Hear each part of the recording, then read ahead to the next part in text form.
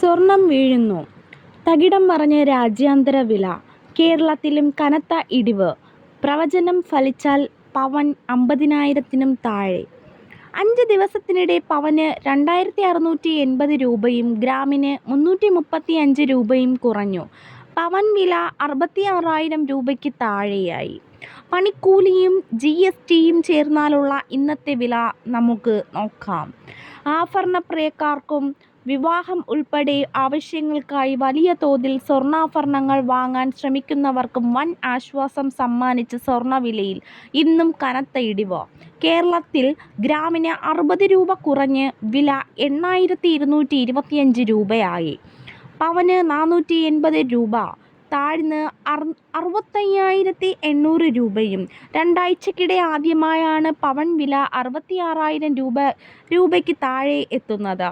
ഈ മാസം 3-ന് ഏപ്രിൽ 3 രേഖപ്പെടുത്തിയ ഗ്രാമിന് 8,560 രൂപയും പവന് 68,480 രൂപയും ആണ് കേരളത്തിലെ എക്കാലത്തെയും റെക്കോർഡ്.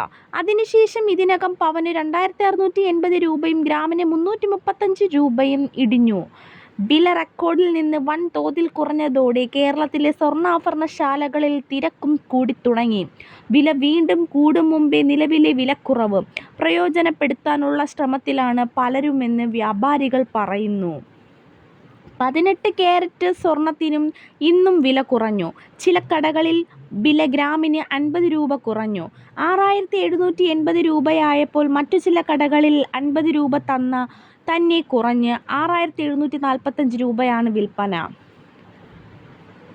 അതേസമയം വെള്ളി വിലയിൽ മാറ്റമില്ല. ഗ്രാമിന് 102 രൂപ തന്നെയാണ്. ആഭരണ പ്രേമികൾക്കും വിവാഹം ഉൾപ്പെടെയുള്ള വിശേഷ ആവശ്യങ്ങൾക്കായി വലിയ അളവിൽ സ്വർണം വാങ്ങാൻ ശ്രമിക്കുന്നവർക്കും ഈ അവസരം പ്രയോജനപ്പെടുത്താവുന്നതാണ്. ദീർഘകാല ആശ്വാസത്തിനു ശേഷമുള്ള വിശേഷ ആവശ്യങ്ങൾക്കായി സ്വർണം വാങ്ങാൻ കാത്തിരിക്കുന്നവർക്കും അവസരം പ്രയോജനപ്പെടുത്താം.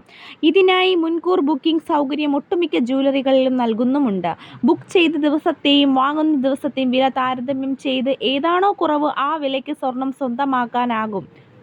അതായത് ബുക്ക് ചെയ്ത ശേഷം വില കൂടിയാലും ഉപഭോക്താവിനെ അത് ബാധിക്കുന്നതല്ല. ലോകമാകെ വ്യാപാര യുദ്ധത്തിൻ്റെ പിടിയിൽ. ഏറ്റവും വലിയ സാമ്പത്തിക ശക്തിയായ അമേരിക്ക സാമ്പത്തിക മാന്ദ്യത്തിൻ്റെ നിഴലിൽ. തകർന്നടിഞ്ഞ് ഓഹരി കടപ്പത്ര വിപണികൾ. എന്നിട്ടും കുതിച്ചു കയറുന്നതിനു പകരം രാജ്യാന്തര ആഭ്യന്തര വിപണികളിൽ കനത്ത ഇടിവ് നേരിടുകയാണ് സ്വർണം. വീഡിയോ ഇഷ്ടമായാൽ എല്ലാവരും ലൈക്ക് ചെയ്യുക, ഷെയർ ചെയ്യുക, സബ്സ്ക്രൈബ് ചെയ്യുക.